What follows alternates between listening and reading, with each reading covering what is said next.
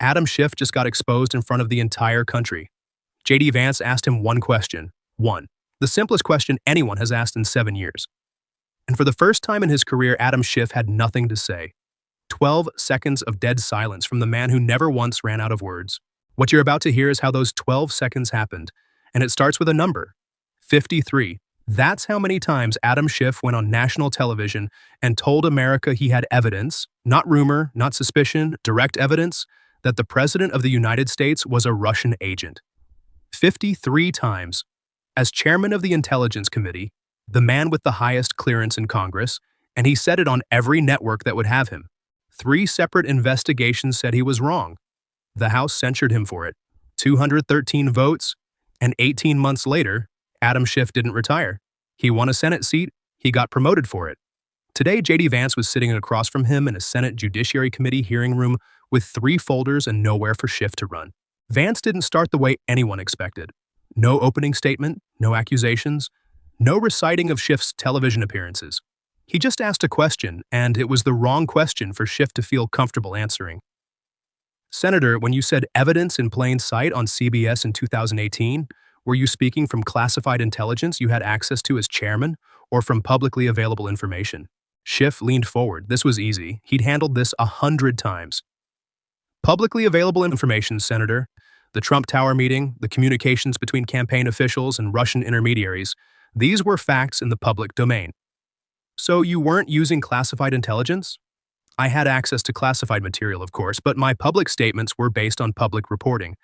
Vance nodded slowly, like a man hearing exactly what he wanted to hear.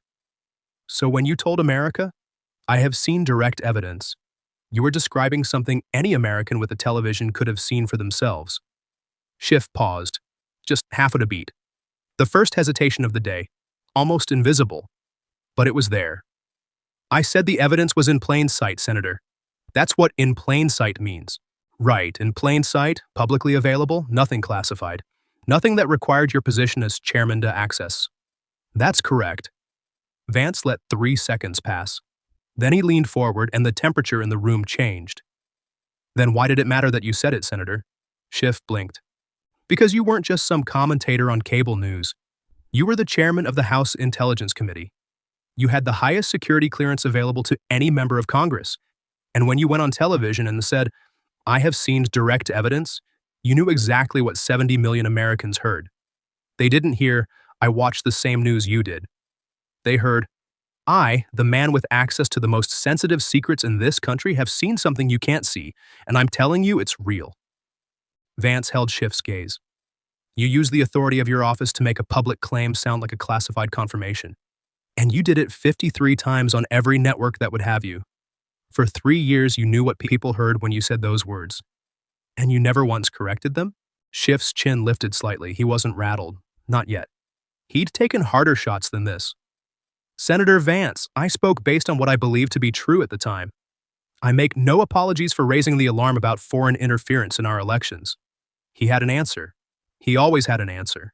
3 years of live television trains a man to never be caught without words. What you believe to be true. Vance repeated the phrase like he was weighing it. Let me ask you about that, Senator. Special Counsel Durham spent 4 years investigating the origins of the Russia probe, 306 pages. His conclusion: the FBI opened the entire investigation without adequate predication or evidence. Robert Mueller, 22 months, 40 FBI agents, 2,800 subpoenas, 500 search warrants. His conclusion: the investigation did not establish that the Trump campaign conspired or coordinated with the Russian government. Inspector General Horowitz found 17 significant errors in the FISA warrant applications. 17 so significant that the presiding FISA judge publicly stated the FBI had misled the court.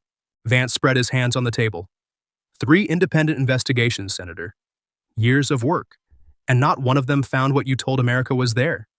So when you say you spoke based on what you believe to be true, I have to ask, at what point during those 3 investigations did you stop believing? Because you never told the public you'd changed your mind. You just stopped talking about it and moved on to the next thing. Schiff held his ground. I have always maintained that there was evidence in the public record warranting investigation. The investigations you cite confirmed Russian interference occurred. The question of how the campaign engaged with that interference remains a legitimate area of concern. It was smooth, polished, a pivot from "I had evidence of collusion" to "investigation was warranted," a different claim wearing the same suit.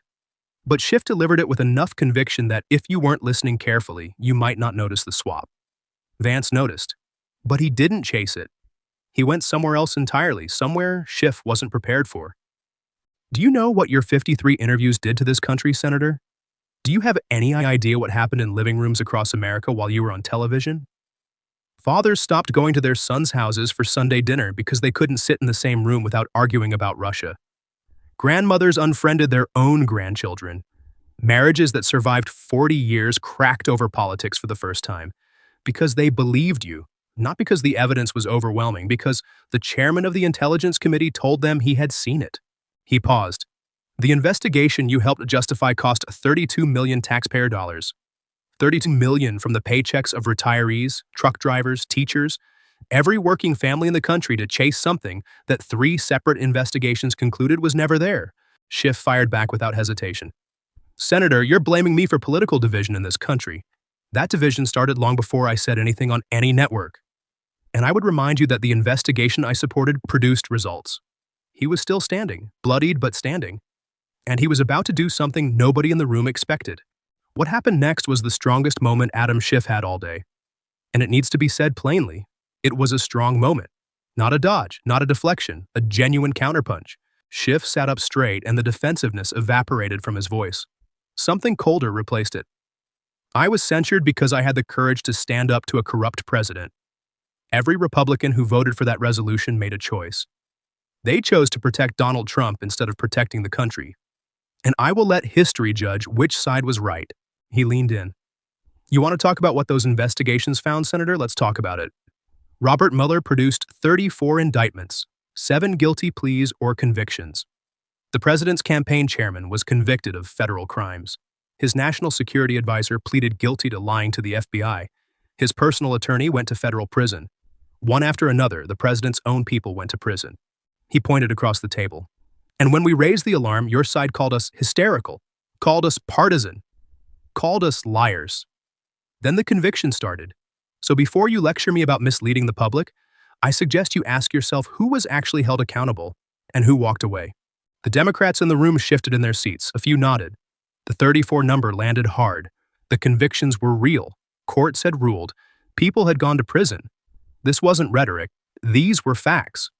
And for a moment, a genuine moment, the room tilted back toward Schiff. He had reminded everyone that whatever you thought about collusion, the investigation had produced real consequences for real people who had done real things wrong. That was not nothing. Vance let him have it. Every second of it. He didn't interrupt. He didn't smirk. He didn't shake his head. He sat with Schiff's argument the way a man sits with something heavy enough to deserve a careful response. Because dismissing 34 indictments would have been dishonest, and the people watching at home would have known it. 5 seconds of silence. Then Vance spoke, and his voice was different now, quieter, more measured. The voice of a man who knows the next thing he says has to be exactly right or the moment slips away. 34 indictments. You're right, Senator. People were charged. People went to prison. I'm not going to stand here and tell you that didn't happen. It happened. One finger went up. But tell me, Senator, out of those 34 indictments, how many were for collusion with Russia? How many proved the specific thing you went on television 53 times and told this country was true? That the President of the United States conspired with a foreign government to steal an election? How many? Silence. Tax fraud, bank fraud, lying to investigators, process crimes, real crimes, yes, but not one indictment, not a single charge for the crime you told America had been committed, the crime you built your entire public identity around for 3 years, 0. Schiff didn't collapse. He came right back. Absence of indictment is not absence of conduct, Senator. It was a lawyer's answer. Technically sound, rhetorically thin. The kind of sentence a man reaches for when the strong arguments are spent and all that's left is the precision of language. But he was still talking, still fighting, still on his feet. And that mattered because the audience needed to see that Adam Schiff was not a man who went down easily. What was coming later would mean nothing if he folded here. Vance registered it and changed direction entirely. You said absence of indictment is not absence of conduct. Fine. But I don't want to talk about conduct anymore, Senator. I want to talk about something simpler. I want to talk about dates. Vance laid a printed timeline flat on their table. No dramatic reveal, no buildup, just paper and dates. September 2019. A whistleblower filed a complaint about a phone call between President Trump and President Zelensky. That complaint triggered the first impeachment. He tapped a date near the top. Before that complaint was filed, your committee staff had contact with the whistleblower. They provided guidance on the filing process. This is in the public record. He tapped another date lower down. September 17th, 2019, you went on MSNBC. You looked into the camera and said these words, "We have not spoken directly with the whistleblower. We would like to." He looked up. 3 dates, Senator. Your staff meets the whistleblower. The complaint gets filed. Then you go on national television and tell the country, "We have not spoken directly." You chose the word "we." You chose the word "directly." And you hoped nobody would check the calendar. Schiff adjusted his glasses. Staff-level outreach is a standard part of committee operations, Senator Vance. Whistleblowers contact committee staff routinely. That does not constitute direct communication between myself and the individual in question. Vance let the explanation sit in the room. 5 full seconds. Long enough for everyone listening to hear the chairman of the Intelligence Committee explaining that when he said "we" on national television, he actually meant something more specific than "we." You were the chairman. They were your staff. They acted under your authority. The complaint they helped shape launched an impeachment of the President of the United States. And you went on camera and told the country there was no contact. Schiff came back harder this time. Senator, I will not sit here and be lectured about committee procedure by someone who has never chaired a committee in his life. The Intelligence Committee receives hundreds of contacts from potential whistleblowers every year. To suggest that routine staff intake constitutes my personal involvement is a fundamental distortion of how congressional oversight works. Vance tilted his head, curious, not mocking, like a man hearing something interesting that also happened to be completely beside the point. I'm not asking about committee procedure, Senator. I'm not asking how oversight works. I'm asking you something much simpler. Did your committee have contact with the whistleblower before the complaint was filed? Yes. Did you go on national television and say you didn't? Yes. Everything else you just said is a speech, is not an answer. The room was still. Schiff didn't respond to that one, not immediately. He had the look of a man recalculating. Vance leaned back slightly. Here's what bothers me, Senator. Not the politics of it, the chair. That chair you sat in. Chairman of the Intelligence Committee. That position only works if the American people trust the person in it. Every time you went on television and said, "I have access to information you don't," millions of people believed you, not because you were persuasive, because of the chair. Because the chairman is supposed to be the one person in Washington who tells the public the truth about what the government is doing in their name. The one person who stands between the intelligence agencies and the citizens and says, "I checked, here's what's real." His voice dropped, quieter now, almost personal. And you took that trust and you spent it on stories that weren't true, and every time you got caught, you didn't correct yourself. You found a smaller word to hide behind. Evidence became in plain sight. We became directly. Every time a smaller word. And every time you hid behind a smaller word, the price the people who believed you paid got bigger. Schiff's jaw tightened. I reject that characterization, Senator. A sentence with no content. A wall thrown up by a man running out of walls. Vance reached for the last folder, the thickest one. He opened it slowly. The room leaned forward. Everyone knew this was the last round. The last lie, Senator. And this one is the one I don't think the American people have ever forgiven. You know the one I'm talking about. He pulled out 2 documents, set them side by side on the table. September 26, 2019, the first hearing of the impeachment inquiry. You opened it as chairman in front of the nation, and you read aloud a version of the phone call between President Trump and President Zelensky. He tapped the left page. This is what was actually said on that call, the declassified transcript. He tapped the right page. This is what you read to Congress. And then Vance read them side by side out loud, not summarizing, not paraphrasing, reading. He read a sentence from the actual transcript, a diplomatic exchange, 2 leaders discussing cooperation, aid, mutual interests. Then he read the same moment from Schiff's version, the same exchange rewritten to sound like a threat, like a man with power demanding a personal favor from a man without it. He did it again, second pair. The gap was wider, words that didn't exist in the transcript appearing in the Schiff's version. Emphasis shifted, meaning bent. Third pair, not even close anymore. Entire sentences fabricated. Dialogue invented from nothing and placed in the president's mouth as if it had been spoken. And every one of those invented words had been read aloud from the chairman's seat, under the authority of the United States Congress, broadcast live into the homes of millions of Americans who had no reason to suspect that the chairman would stand up in a formal hearing and read them fiction. Vance set both documents down. You didn't summarize that call, Senator. You rewrote it. You put words in the president's mouth that he never spoke, and you read them with the full authority of your office to a nation that had every right to believe they were hearing the truth. Because why would the chairman of the Intelligence Committee open an impeachment hearing by reading something that wasn't real? What kind of person does that? Schiff reached for his microphone.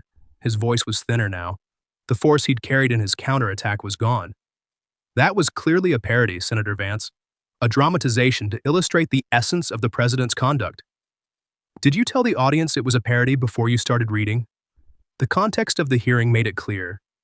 Did you say the word parody before you read the first sentence? Yes or no? Schiff opened his mouth, closed it, opened it again. I believe the context was sufficient. That's not what I asked, Senator. Yes or no? For the first time all day, Adam Schiff did not answer the question. Not with a dodge, not with a redirection, not with a counter-argument. He just didn't answer. His mouth formed the beginning of a word and then stopped. And what came out instead was nothing. But Vance didn't treat it as a victory. He didn't pause for effect.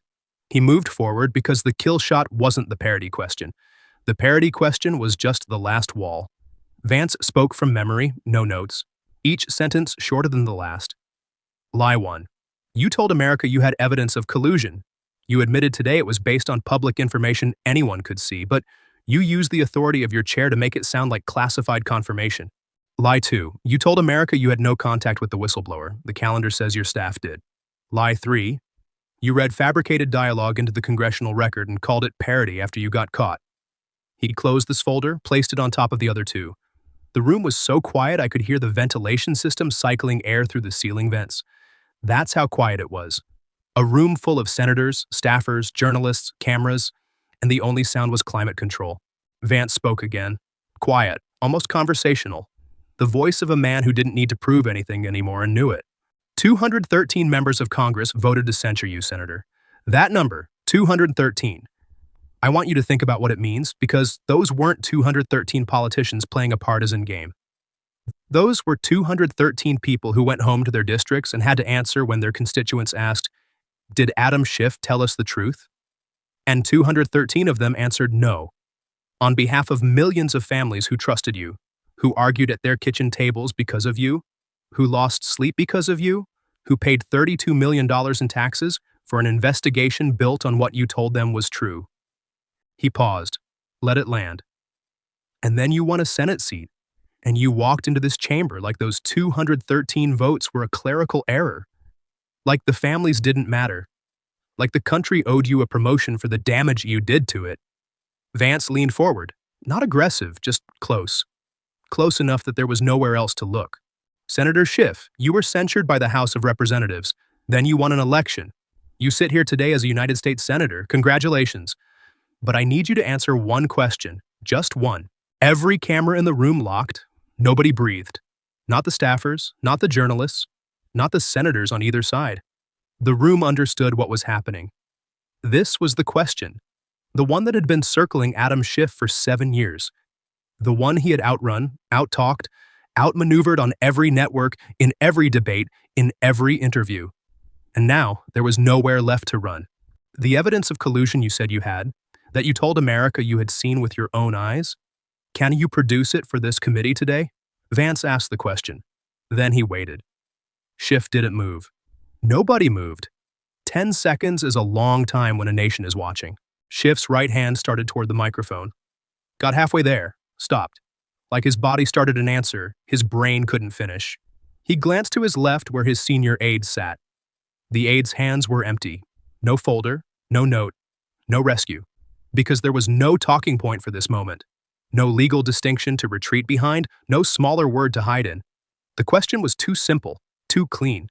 It asked for one thing, the evidence. Put it on the table. Schiff adjusted his glasses, shifted his weight. His jaw worked slightly, like a man chewing on a sentence that wouldn't form. He looked at Vance, then at the table, then at Vance again. 12 seconds. 12 seconds of the most verbose man in Washington searching for a single word and finding nothing. For 40 minutes, Adam Schiff had fought. He had dodged, redirected, counterattacked, split hairs, challenged premises, and thrown every rhetorical tool in his considerable arsenal at the man across the table. He had never once been without words. Until now. This was the first silence, the only silence. And it told the truth that 7 years of talking never did. Vance didn't press, didn't repeat the question, didn't deliver a closing speech. He just closed the 3 folders, stacked them, aligned the edges, straightened his papers. "I have no further questions, Mr. Chairman." He stood up, pushed his chair back, walked out without looking behind him. Behind him, Adam Schiff sat alone at the witness table. The aide behind him stared at the floor. The Democrats on the committee looked at their hands. And the cameras, every single one of them, held on Schiff's face, on the eyes of a man who had just discovered that the question he'd been outrunning for 7 years was faster than he was. And the silence kept talking long after Vance left the room. The gavel came down and the room cracked open. Reporters rushed the hallway. Every phone was already recording, already uploading. Schiff left through a side door. For the first time in a career built on never passing a microphone without stopping, he walked past every camera, every outstretched recorder, every shouted question without a word. His staff surrounded him like a wall. Nobody stopped. Nobody looked back. But this time, the silence followed him home. Within 2 hours, 3 Senate Democrats who had endorsed his Intelligence Committee bid released identical one-line statements. "We believe the committee would benefit from a fresh perspective and leadership." In Washington, that's not a suggestion. That's a door closing. By the next morning, the senior Democrat on Judiciary went on CNN and was asked directly whether Schiff had misled the public. She paused for 4 seconds, said, "I think the senator needs to address those questions himself," and changed the subject. In 7 years, no one from his own party had ever refused to defend him on camera. Now they were doing it on the network that had given him most of his 53 appearances. The networks that had put him on television 53 times to say, "I have seen evidence," now played the 47-second clip on loop. The question, the hand that stopped halfway to the microphone, the silence, the walk. 2 million views before the transcript was posted, 10 million by the next morning. Comment sections across the country filling up with the same sentence, posted by different people in different states who had never met each other, but who had all been carrying the same weight for 7 years. Finally, someone asked, by the end of the week, a formal ethics referral had been filed. Not by a Republican, by an independent watchdog group that had spent 3 years defending Schiff's right to speak freely. Their statement was 1 paragraph long. The last sentence read, "The consistent pattern of misrepresentation revealed in the hearing transcript raises questions that Senator Schiff must answer under oath, not on cable television." Adam Schiff had survived the censure. He had survived the Durham report. He had survived 3 investigations and a Senate campaign and 7 years of accusations. But he could not survive 12 seconds of silence. Because the censure was a vote, the investigations were reports. Those could be spun, those could be reframed, those could be turned into fundraising emails. Silence can't be spun. Silence on camera in response to the simplest question in the world from the man who spent 3 years telling you he had the answer. That lives forever. That plays on loop. That follows you into every room for the rest of your career. 7 years. 53 television appearances, 3 investigations that found nothing, 1 censure that should have ended a career, 1 Senate seat that proved it didn't. And it all came down to a man with 3 folders asking the simplest question anyone had ever asked. The question that every journalist should have pressed and never did. The question that didn't require a law degree or a security clearance or a committee seat. The question that required only one thing to answer: produce it, show us, put it on the table. The answer never came because it never existed. And millions of Americans who had spent 3 years believing their country had been sold to a foreign power because the chairman of the Intelligence Committee told them so. The ones who argued at Thanksgiving, the ones who lost friends, the ones who lay awake wondering if the nation they grew up in had been betrayed from the inside, the ones who paid for an investigation and got nothing back. Those Americans finally saw the moment they'd been waiting 7 years to see. The moment the man who said, "I have evidence," was asked to produce it, and couldn't.